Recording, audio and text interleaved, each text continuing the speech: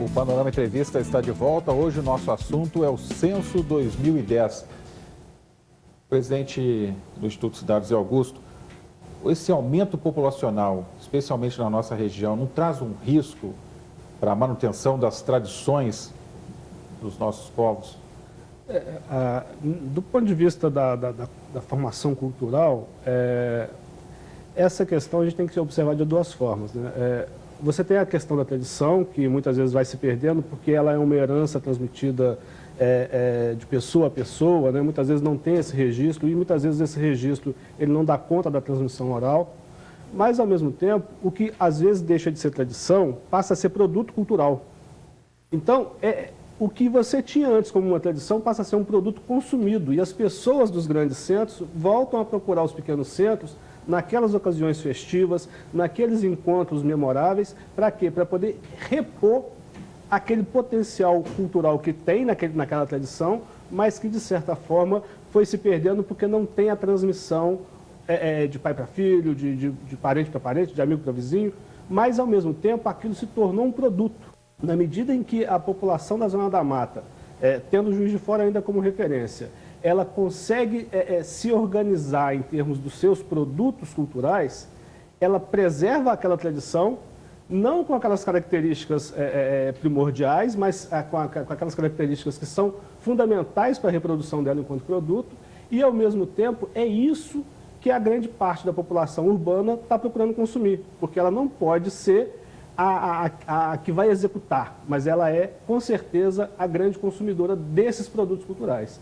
E aí, eu estou falando de produtos culturais religiosos, estou falando de produtos culturais artesanais, culinários, ou seja, uma série de produtos culturais que são consumidos por quem está na vida urbana, mas que demandam isso enquanto produto cultural de quem está no ambiente, tipo de ambiente rural. Secretário, o censo traz uma notícia boa, pelo menos, e um desafio para o poder público. A boa é que as pessoas estão com famílias mais reduzidas. Isso, em termos de peso que tem o poder público, é muito importante na medida em que ele não tem que arcar com tantos recursos como antigamente. E o desafio é que a população está envelhecendo mais, ou seja, é preciso repensar uma previdência social, mudar esse conceito para poder atender a essa faixa etária da população. Exatamente. Como eu disse a você, nós estamos naquela faixa do bônus demográfico. É exatamente esse o desafio que você colocou. Nós hoje vamos ter uma população mais amadurecida. Só para você ter uma ideia dos dados, a média, a última média, a média de idade de habitante era 20 anos, hoje é 29. Você, antes, há 50 anos atrás, você tinha 6 filhos, né, por família, por mulher, hoje você tem menos de 2, né? A expectativa de vida da população hoje é 73 anos. Esses números conjugados nos levam, nesse momento, até 2034, a ter uma população muito amadurecida e com muita capacidade de trabalho.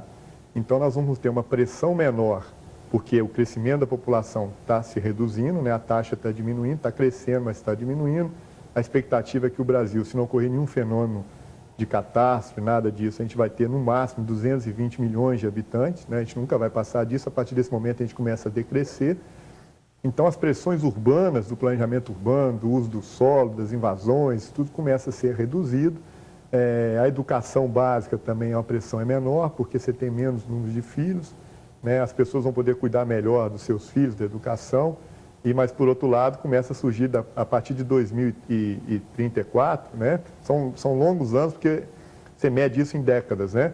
A partir de 2004, começamos a ter um outro problema que você falou, né? Porque você vai passar a ter uma população mais envelhecida, necessitando de atividades, necessitando de cuidados, de previdência. Então, essa é a grande fase. Nós estamos na fase ideal para fazer com que o país amadureça bem e se torne um país rico, cuidando de todos os problemas. É um grande desafio que os números estão mostrando isso. Quer dizer, a gente não pode perder essa grande oportunidade que nós temos agora, porque nós estamos com a população naquela boa fase, a fase do amadurecimento. E agora ela vai continuar um bom tempo nesse período aí. Então a gente tem que aproveitar o momento. Isso aconteceu muito, só para terminar, um exemplo dos países asiáticos, dos tigres asiáticos. A pesquisa diz que o seguinte, lá a economia cresceu mais ou menos 2,5% a mais por ter essa grupo de pessoas na fase de amadurecimento. Então, nós temos aí uma probabilidade grande de resolver vários problemas em função dessa nossa posição na pirâmide etária do país aí e dos dados censitários. Então, são conjugações que não vamos levar a uma situação bem melhor se soubermos aproveitar. Mas vai sair um problema, vai entrar outro problema. Fernando, você que é a nossa presença feminina nessa discussão aqui hoje, nos explique, por favor, essa proporção entre homens e mulheres. As mulheres continuam à frente aí nessa balança, né? Aqui em Juiz de Fora é cerca de 47 homens para 52% de mulheres. E isso vem em todos os municípios mineiros. Eu até fiz uma comparação antes dessa entrevista nos municípios que a gente citou, dos mais populosos daqui da região, Ubá, São João del Rei, Viçosa, todos eles, a maior parte da população é feminina. Só que né? hoje não basta ser só mulher, tem que participar. As mulheres estão cada vez mais inseridas no mercado de trabalho. Com certeza, com certeza. E se a gente for analisar os dados por sexo na situação urbana e rural, a gente percebe que tem uma variação. A população rural predomina homens. Os homens estão na maioria no rural e as mulheres na maioria no urbano. É uma pequena diferença, mas na população rural a maior parte é homem.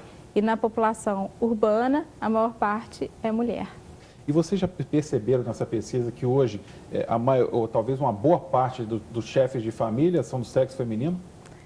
Ainda não tem esses dados que a gente chama de microdados, mas esse ano o IBGE, ao invés de ter assim, quem é o responsável pela família, esse ano foi incluída uma pergunta que quantas pessoas são responsáveis? Apenas um ou mais de um morador? Porque hoje em dia também tem essa questão da divisão da responsabilidade. Às vezes é o casal, não é só o homem, só a mulher.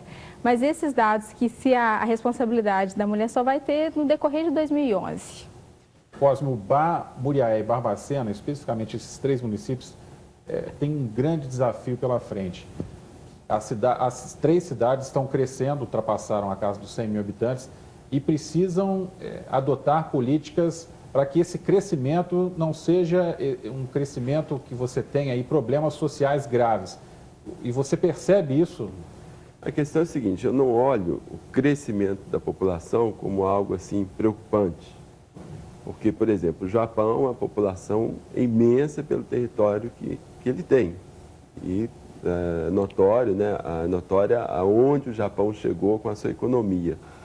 A questão toda está na ação do Estado, de como o Estado age. Por exemplo, vamos ter problemas com os idosos. Depende muito. O Estado não tem como manter esses idosos, não tem como manter a aposentadoria, não tem como preparar os jovens para o mercado. Isso vai depender muito. Fala assim, o Estado não tem verba, mas o Estado ele combate a sonegação, o Estado arrecada direito, a gestão da coisa pública é bem feita pelo Estado. Então, eu acho que o desafio não está em si nos números, nos dados, no tamanho da população. O desafio mesmo, a questão toda está em como o Estado vai agir, em como os recursos vão ser geridos, quais as políticas sociais que vão ser colocadas em prática. Então, quer dizer, a coisa está muito ligada à eficiência. Então, o tamanho da população, os números, os dados, não é, de fato, a preocupação. Agora, enquanto você tem aí uma faixa entre 5%, 6%, 7% de população na área rural, ainda está bom, né? Porque você mantém uma diferença que você consiga, não adianta também todo mundo vir para a cidade, sendo que você não tem uma cultura de cultivo e produção no campo, né, Zé Augusto? Com certeza, a gente precisa ter no campo a estrutura que vai dar suporte para a vida urbana, né? E essa estrutura que o Cosmo colocou nas cidades, na área urbana, também precisa ter na área rural. Precisa. E isso é o que me chama a atenção hoje, no caso específico de Juiz de Fora, né? A gente já aproxima de um nível de infraestrutura urbana próximo de 100%. E aí chama a atenção novamente o que o secretário fala, né, do bônus social, que eu acho que ele tem que estar associado ao capital social. Né? O que seria isso? Na verdade, hoje nós já podemos caminhar no sentido de buscar, aproveitando essa situação de amadurecimento populacional, né, de uma faixa grande da população com capacidade produtiva, e aí não é só produção material, mas é produção intelectual também, é produção cultural também, para que ele possa ser chamado, para que ele possa ser mobilizado enquanto instrumento de qualificação do debate sobre desenvolvimento, sobre produção, sobre sustentabilidade econômica, sobre produção rural, sobre fornecimento de alimentação para a grande massa da população urbana. Ou seja, o capital social é a capacidade que os municípios terão, que o Estado terá, de utilizar da sua força de Estado para organizar e auxiliar a organização de movimentos sociais dessa população amadurecida para que ela possa contribuir com esse debate. Para a gente fechar essa discussão, não poderia deixar passar um outro levantamento feito pelo IBGE. Várias cidades perderam população. Eu cito aqui da nossa região, Guarará, São Francisco do Glória, Tabuleiro, e você tem uma cidade maior, que é Santos Dumont, que tinha 46.789, agora tem 46.289. Tem como explicar esse fenômeno, Fernando? A questão desses municípios, a gente já citou a questão dos níveis de fecundidade, que vem caindo, a população vem caindo nesses municípios também.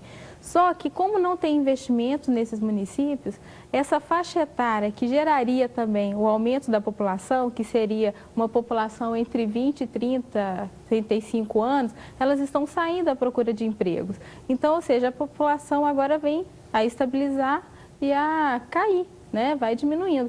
Porque a população que geraria mais filhos, mesmo com uma taxa de fecundidade menor, elas estão saindo à procura de emprego, né? Ok, muito obrigado pela participação de todos, os Eu esclarecimentos. agradeço. E a gente espera que daqui a 10 anos, no próximo censo, a gente tenha números também tão promissores e esperançosos como esses aí que foram divulgados. Com certeza. E a você que nos acompanhou até esse momento, tenha uma excelente semana, uma boa noite e até o próximo programa. Tchau!